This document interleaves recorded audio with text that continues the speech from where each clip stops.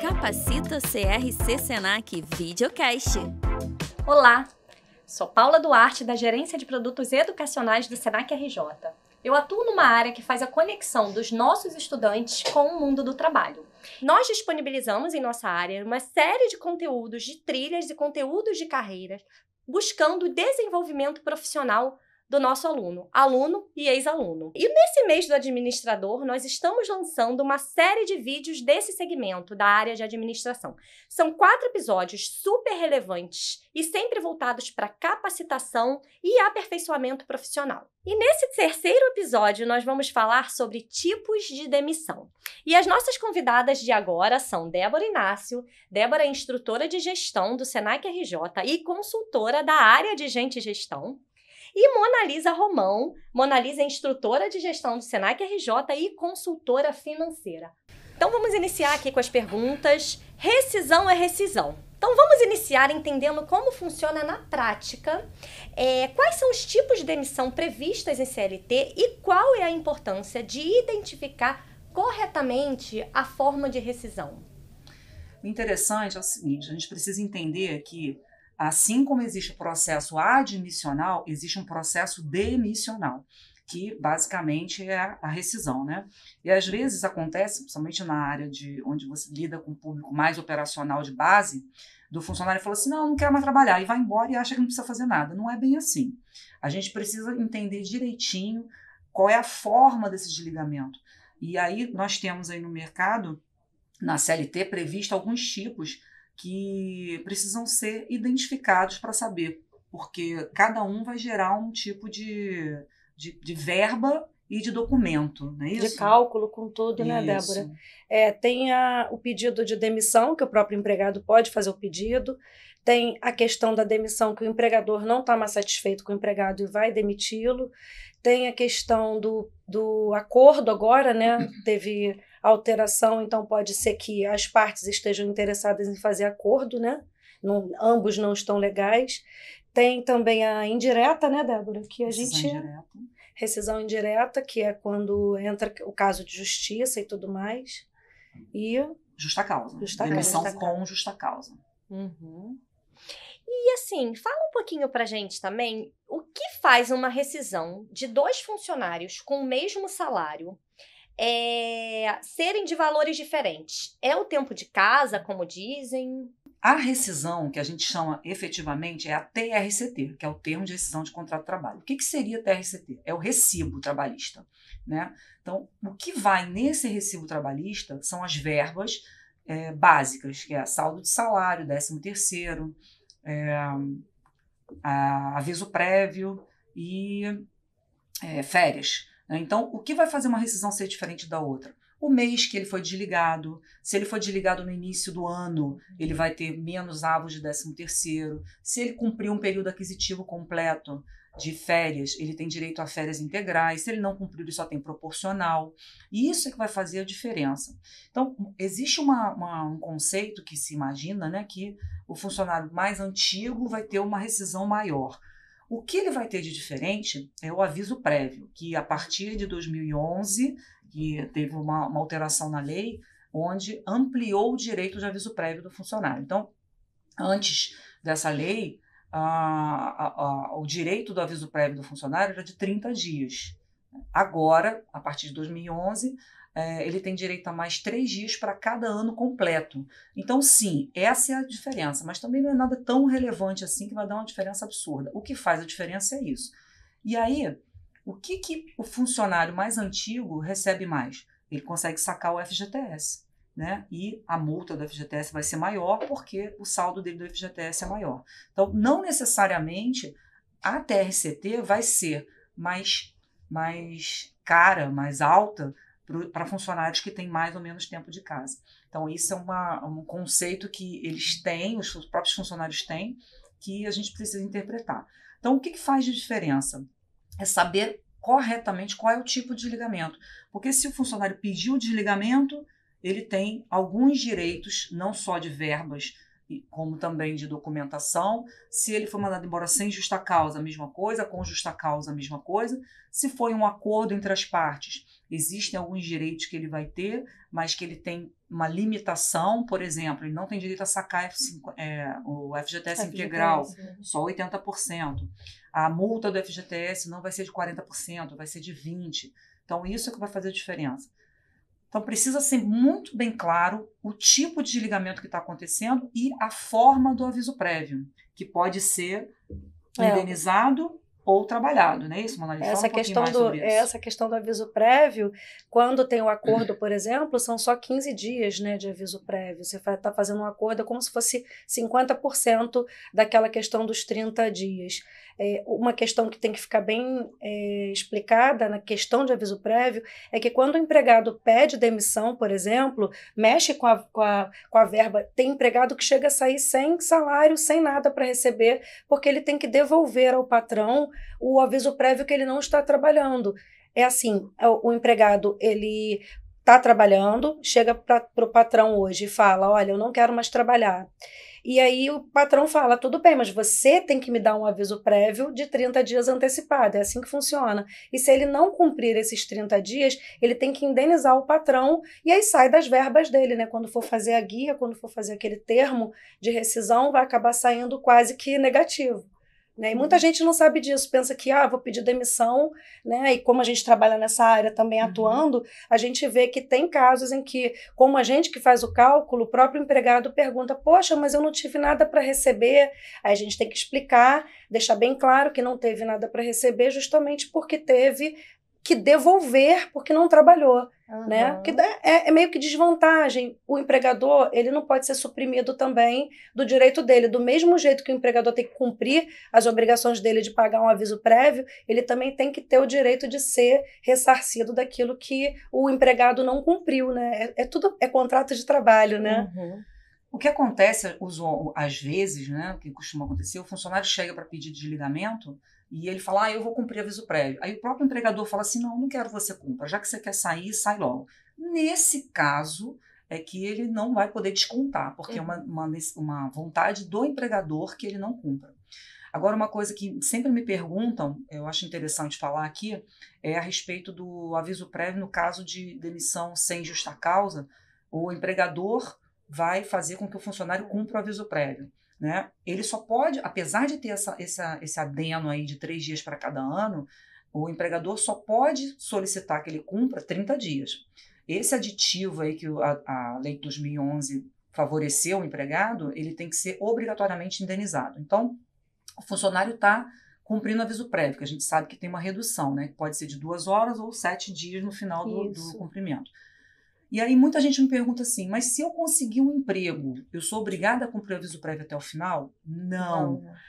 Aí, se o funcionário está cumprindo o aviso prévio, porque qual é o objetivo do aviso prévio? É fazer com que o funcionário se organize, né, para ele ter uma subsistência.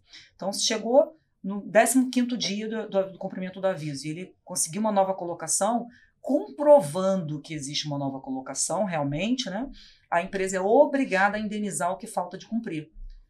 Tá? Então, assim, ele para de cumprir e é indenizado do que falta. Isso é que é interessante.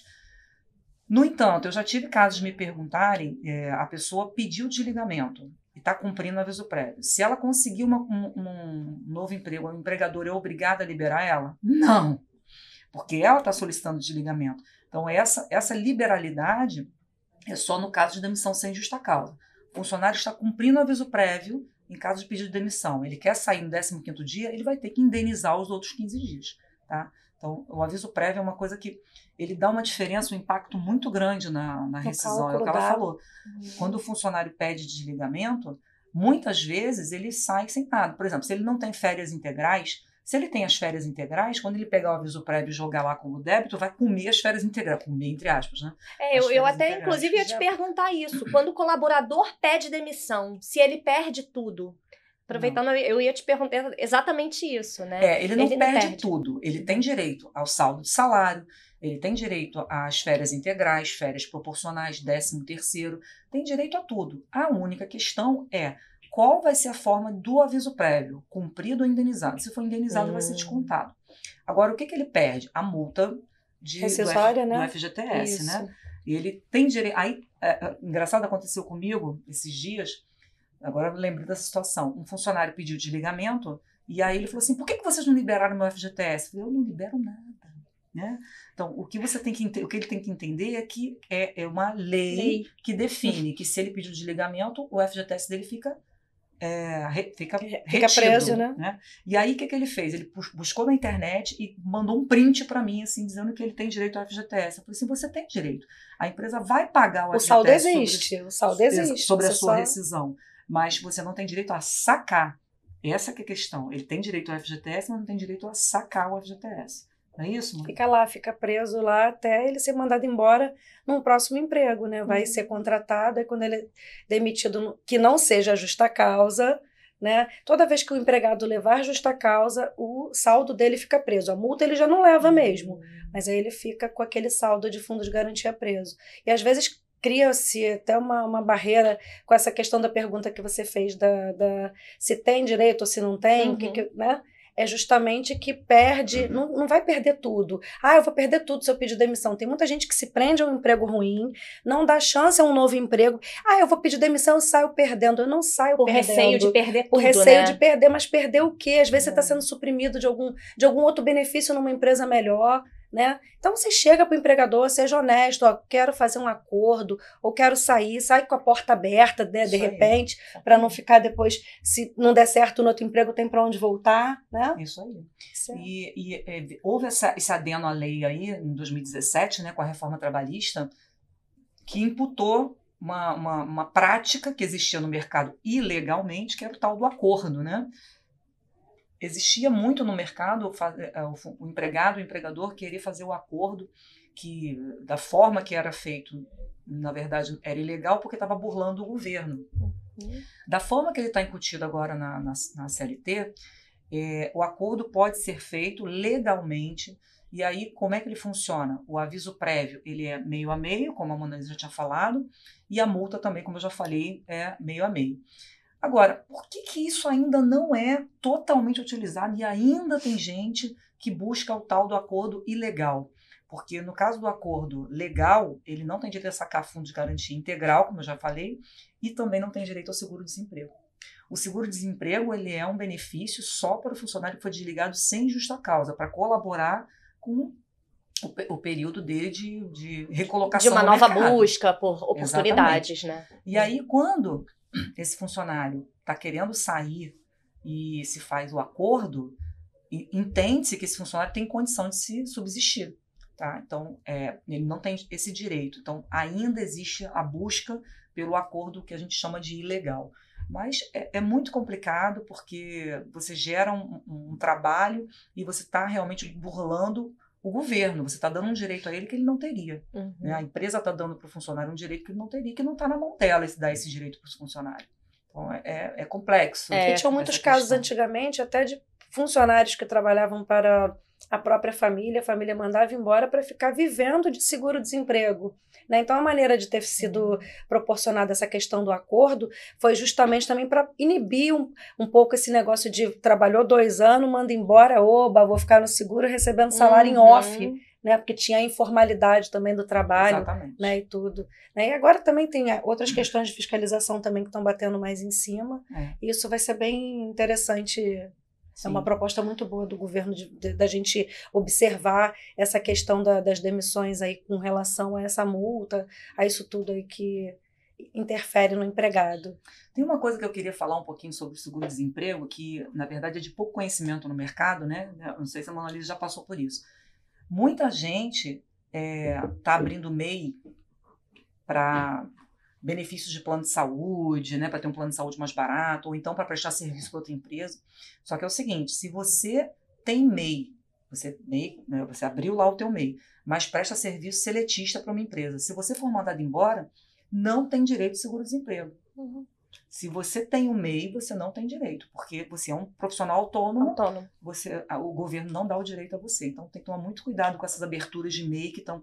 Inclusive o pessoal que vende plano de saúde chega muito para os empregados e fala assim: abre um MEI que teu plano de saúde vai ficar baratinho. E aí a pessoa indevidamente abre um MEI, que na verdade não é para trabalhar, é para ter um benefício de redução de preço, né? só que depois perde lá, porque não tem E direito perde a também no seguinte, né? Até entrando num outro assunto que nem tem muito a ver, mas a pessoa que contrata um plano de saúde pelo MEI, ela não vai poder usar aquilo ali para bater no imposto de renda dela, né? Então não é muito viável Não é que ela viável. faça aquilo, né? Aquele custo-benefício ela deixa de ter, né? Não vai valer a pena, né? Então tem que tomar cuidado com esse tipo de coisa, assim, que acontece sim. no mercado e perde um direito sem ter noção de que está perdendo. Sim. E vamos falar um pouquinho agora sobre demissão com justa causa. É factível dizer que só se pode desligar um colaborador por justa causa quando ele comete um roubo ou alguma agressão? Tem algumas vertentes, tem outros casos também, né, de demissão. Tem os assédios, né? Não é só a questão de roubo, né? O pessoal, outra coisa também, você demitir um funcionário por justa causa, você tem que ter provas também, né? De que aquele empregado realmente estava fazendo aquilo ali errado. Eu vejo muito caso, por exemplo, alcoolismo. O alcoolismo é uma doença. Além do... Existe o fato do empregado ir para balada, postar foto em balada bebendo e trabalhar alcoolizado. Isso aí é justa causa. Não é um alcoólatra. Agora, quando tem a questão do empregado ser alcoólatra mesmo, fazendo tratamento, a empresa já não pode mandar aquele empregado embora por justa causa, né? Tem esse risco, né? Essa questão da justa causa, eu sou meio eu sou muito cuidadosa, mãezona, né? Eu sou muito mãezona quando se fala de RH, de DP, mas nesse ponto aí eu já sou meio do lado do empregador, sabe? Vou explicar por quê. Não é querendo mal do empregado, não. Mas hoje o empregador ele é muito desamparado pela lei trabalhista porque tudo é favorável para o empregado. Eu não estou dizendo que está errado, não. Eu acho que tem que ser. Só que às vezes alguns maus empregados, né, acabam se beneficiando disso indevidamente. Então, assim, a demissão com justa causa é um bicho-papão? É um bicho-papão. E tem que ser tratada como bicho-papão, mas ela não pode ser desmerecida.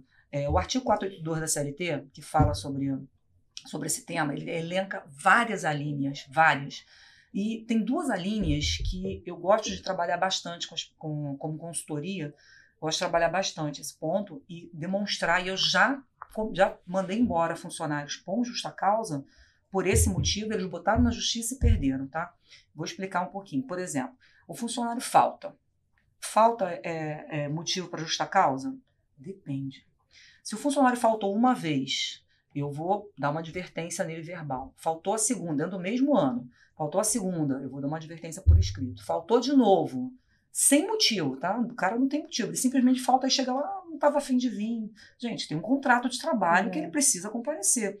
E a empresa, ela está contando com aquela mão de obra e não pôde contar, porque ele simplesmente resolveu não ir. E aí, ele vai dar uma suspensão, depois dar uma suspensão de 3 dias, e pode sim mandar embora com justa causa. Por quê? Porque ele não está cumprindo com o que foi acordado com ele em contrato de trabalho. Tá? Agora, o cara faltou uma vez, eu posso mandar ele embora por justa causa? Claro que não. O que a justiça entende a respeito disso? Entende que você tem que dar oportunidade dele melhorar. Então, eu tenho que alertar ele que ele está cometendo uma falha e dar a possibilidade dele melhorar. Agora, você falou 4 vezes, fez 4 punições com ele e ele não melhorou, não quis reverter a situação, é factível de justa causa, tá? E eu já tive casos de empresa que eu trabalhei e a gente fazia isso.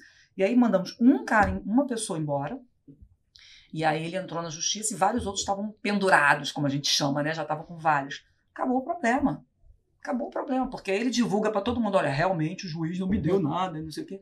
E aí a gente tem que estar em cima disso. Então, 2 casos, como eu falei. O primeiro caso é essa questão da falta. O segundo caso é indisciplina ou insubordinação. Tá? E isso a gente tem que dar muito margem, tem que bater muito na tecla. O que hoje está sendo muito importante, mais do que nunca, né? Assim, não é que não era importante, mas mais do que nunca, a parte da segurança. Está sendo muito focado em segurança. Então, se o funcionário tem que usar um EPI e ele não usa, isso é uma indisciplina, uma insubordinação. Então, ele tem que ser penalizado com uma advertência, suspensão e justa causa para normatizar as coisas dentro da empresa. Tá? Então, é importante que você que o empregador tenha esse subsídio para poder você... É igual você faz com o teu filho, né? O teu filho começou a tirar uma nota ruim, tira o videogame. Continuou, tira o telefone, continua, tira a televisão, tu vai tirando as coisas. Aí chega uma hora você bota ele pra fora de casa, não pode, né? Mas enfim, a gente tem algumas coisas que a gente pode fazer. A mesma coisa na empresa, só que na empresa a gente pode botar ele pra fora, né? E aí o funcionário tem que entender que ele ali, ele é um colaborador e que a empresa está contando com o trabalho dele e que ele precisa estar coeso com o que precisa ser feito. Claro, tem outros motivos também, como ela falou. Ainda bem que hoje a gente tem os juízes, eles são bem honestos, né? Eles têm assim uma visão, tanto é que hoje em dia não é todo mundo que bota na justiça um empregador, porque ele agora tem medo da sucumbência, né? Botou na justiça, não ganha, vai ter que pagar ali 10 a 20% ali de sucumbência.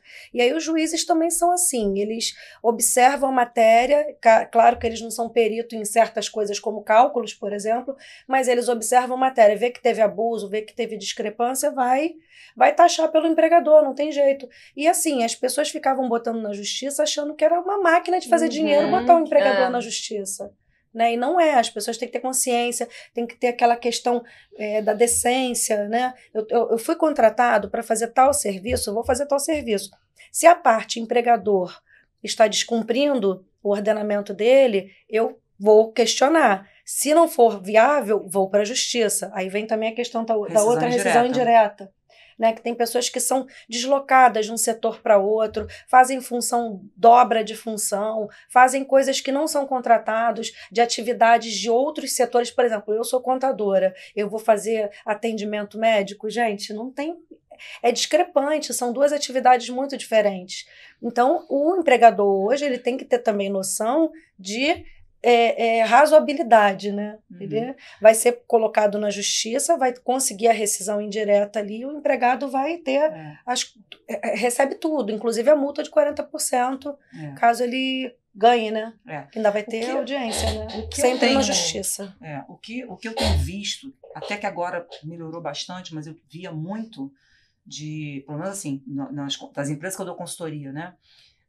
O artigo 483 da CLT, que fala sobre a rescisão indireta, tem algumas vertentes que você comentou aí, mas assim, a mais importante, e que, claro, quando a gente fala de pandemia, tudo está fora da curva, mas é o atraso do pagamento. Então, assim como o empregado tem obrigações que ele tem que cumprir, e é factível do artigo 482, de ser mandado embora com justa causa, a empresa tem obrigações como, por exemplo, pagar o salário até o 5º dia útil. Isso é lei. Está na CLT, está no contrato de trabalho, está em tudo. Se a empresa usualmente não paga até o 5º dia útil, assim, não é que um mês ela deixou de pagar, eu vou botar a empresa fazer uma rescisão direta. Não. Usualmente eu não faço, a empresa não paga na data correta, o empregado pode, sim, solicitar uma rescisão indireta. O que seria a rescisão indireta? Na verdade, ao invés de pedir o desligamento e ter que pagar o aviso prévio, ter o FGTS retido, não ter a multa, ele entra na justiça e fala assim, olha, eu estou querendo sair da empresa porque o meu empregador não cumpre com as obrigações. Então, eu não acho justo eu perder os direitos, né, alguns direitos trabalhistas, por um erro dele. Então, isso é a rescisão indireta. E aí, quando o juiz entende que o motivo pelo qual ele entrou com a rescisão indireta é factível, ele tem direito a ele vai ter todos os direitos, né? Como se ele tivesse sido mandado embora sem justa causa, que é o maior tipo, assim, o tipo que dá mais direitos trabalhistas, verbas, né, trabalhistas, é a demissão sem justa causa. Então ele vai ter direito a sacar o fundo de garantia, seguro-desemprego, multa de 40%, ele vai ter direito a aviso prévio com aumento de dias, se ele tiver mais de um ano, enfim. Então, a rescisão indireta é uma realidade pouco conhecida. Invariavelmente, quando eu dou aula, que eu falo de rescisão indireta, os alunos falam... Tem gente que não conhece. Justa causa na empresa. Olha que interessante, né? Não se conhece. Tem pessoas que não conhecem. Ele é bem interessante mesmo. Tanto a rescisão indireta quanto o acordo entre as partes são temas ainda pouco divulgados né? Sabe? A orientação é sempre procurar um bom advogado, que seja da área mesmo previdenciária, que entenda de trabalhista, que saiba mesmo para poder não dar dica errada, né? Que se o advogado der uma dica que de repente não está dentro ali do contexto, o empregado vai ter que pagar sucumbência. E aí, né? Como é que fica, né? E agora eu queria saber de vocês quais são os principais desafios que o profissional dessa área enfrenta no seu dia a dia de trabalho? Olha, é o que eu estava falando, assim, o profissional de DP, ele tem que ter uma linha tênue entre o direito do empregado e o direito dos empregadores. Ele tem que ser a balança da justiça, né, de pagar corretamente o que o empregado tem direito e não deixar de pagar, não pagar mais do que o empregador deve pagar. E aí, como é que ele faz isso? Buscando informações o tempo inteiro, estando em percepção do que está acontecendo. Existem mudanças muito drásticas, por exemplo, aviso prévio. A gente falou da questão do aumento do aviso prévio.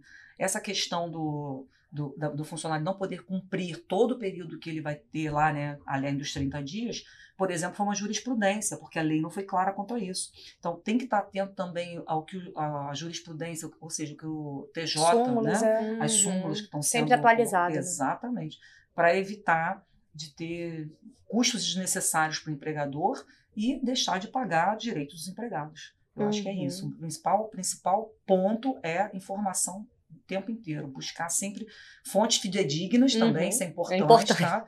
Porque às vezes você vê umas pessoas falando umas bobagens assim em alguns blogs que eu fico, meu Deus, capacitar o tempo todo, né? Eu sempre falo confiável, para os meus alunos assim, ó, você não vai pesquisar só no Google. Você pode até botar o título no Google, mas bota assim, legislação do... Eu sempre falo, não vai pesquisar no Google assim, como que eu faço para demitir um empregado? Gente, vai ver ali um monte de blog, um monte de informação desconexa, que você vai achar que aquilo ali vai fazer errado. Por exemplo, adicional, como é que calcula adicional, periculosidade, noturno, não sei o quê. Você não vai pesquisar num videozinho qualquer, você tem que pesquisar em alguma coisa que seja realmente normal, direitinho, dentro da legislação. Pega a CLT, gente, a minha Bíblia, eu falo que fica lá na cabeceira da cama. É o que a gente tem que se basear sempre. Se capacitar o tempo inteiro, reciclar, trocar ideia, chamar grupos de estudo. E essas são as dicas que vocês dão para esses profissionais, para quem está nos assistindo? Essas são as principais dicas que vocês dão? O principal mesmo, né? Eu dou como dica buscar informação. O que a gente falou aqui, gente, são só 10 minutos, pouco tempo que a gente tem para falar. É muito pouco, assim. O assunto rescisão tem muitas vertentes. Mas é um assunto gostoso, né? Porque é muito assunto, gente, por muito mim legal. Eu ficaria aqui mais falando, porque eu tô gostando do assunto. Tem muita coisa, muitas particularidades que existem no processo rescisório que pouca gente conhece. Então, assim, busca informação, procura se aprimorar. Tem cursos específicos aí no Senac com trilhas interessantes, falando só sobre demissão, inclusive, se achar que você está precisando saber mais só sobre isso, tem trilha só para isso.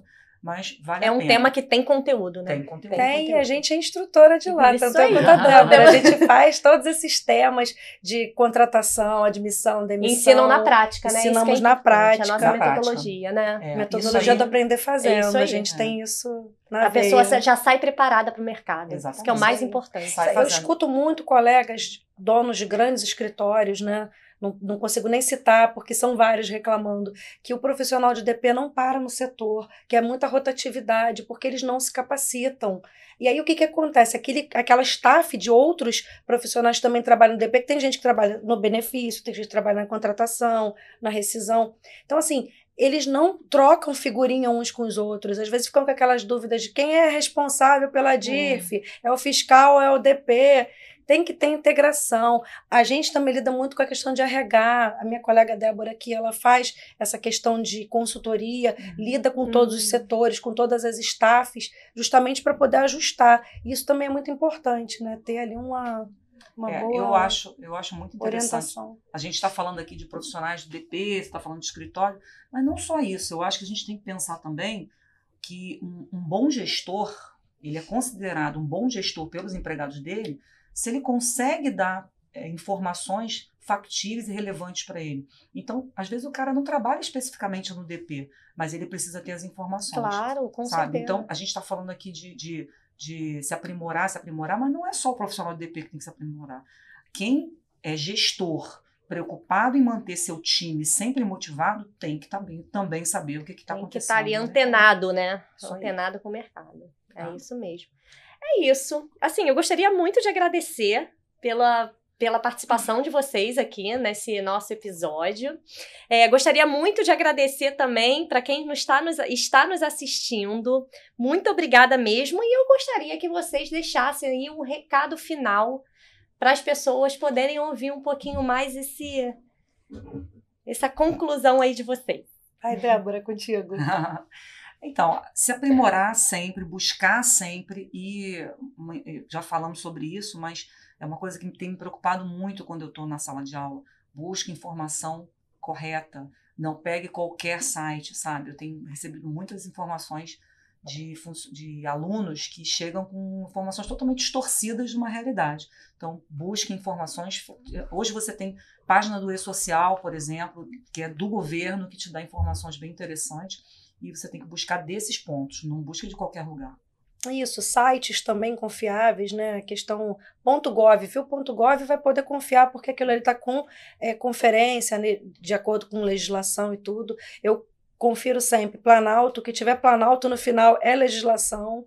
Então, eu dou a dica para a galera que está assistindo a gente, que está apoiando a gente aqui nesse projeto maravilhoso, que é trazer estudo, busca, traz a compreensão para dentro de vocês, para vocês poderem aplicar no mercado, que o mercado não está fácil, está cada vez mais pedindo mais capacitação o tempo todo, né? E o Senac está de portas abertas, né? Não, e a gente fala também sempre trocar com profissionais mais experientes, né? A gente fala que, assim, tudo que a gente, nos nossos temas, nos nossos bate-papos, a gente fala sobre o networking. Então, assim, quando você busca alguma questão lá na internet, tem dúvida de alguma coisa? Procura, ela vai lá no instrutor da casa, vai falar com ele, troca, né? Isso é muito importante. Não, essa fonte de fato é confiável. Uhum. Então, essa troca é muito importante, essa iniciativa é muito importante. Sim. É isso, gente. Então, muito obrigada mesmo pela parceria de vocês. E não percam o próximo episódio. Nós vamos falar sobre marketing digital.